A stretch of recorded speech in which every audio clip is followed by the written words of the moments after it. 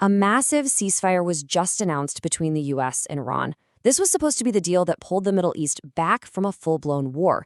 But, within just a few hours, all that hope, it just completely vanished, and it was replaced by this single deadliest day of the entire war.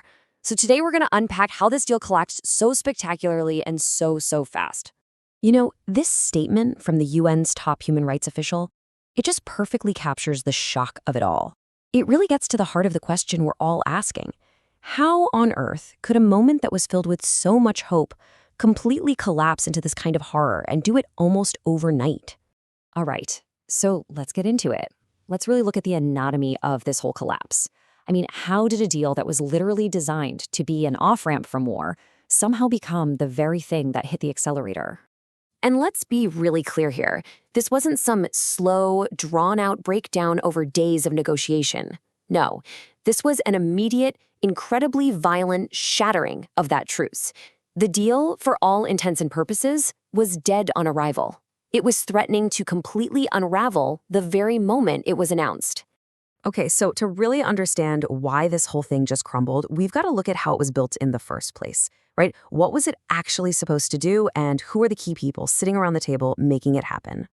So this initial deal, which was brokered by Pakistan, it really did seem like a major breakthrough. We're talking a 2-week pause in all the fighting. But the real prize, the centerpiece of the whole thing, was Iran's promise to reopen the critical Strait of Hormuz.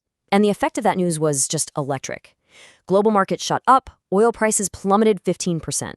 And just for a moment there, it really felt like the entire world could finally take a deep breath.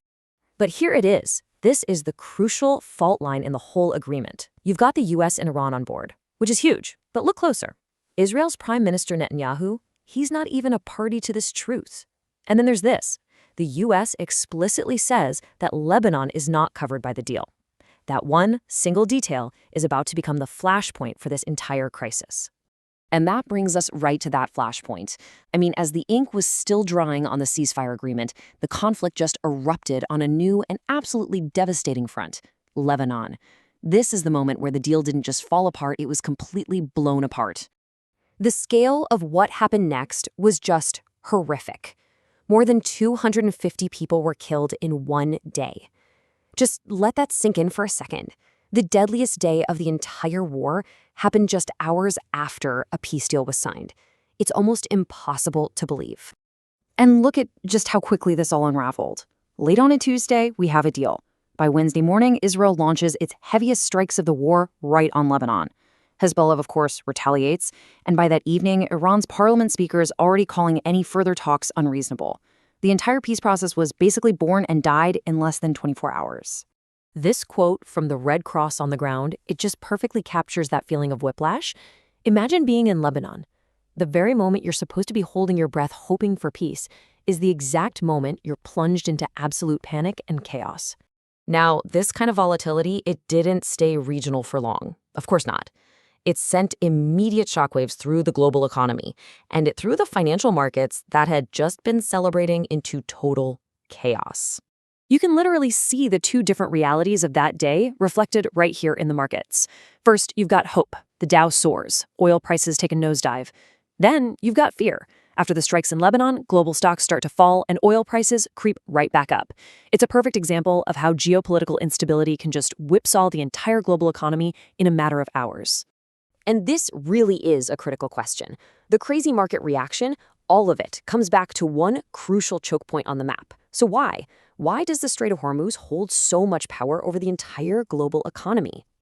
Well, it really all comes down to leverage. This little narrow strip of water is the highway for a fifth of all the world's oil. So by closing it, Iran can basically hold a huge chunk of the global energy supply hostage. It's their most powerful weapon, and it's not even a missile.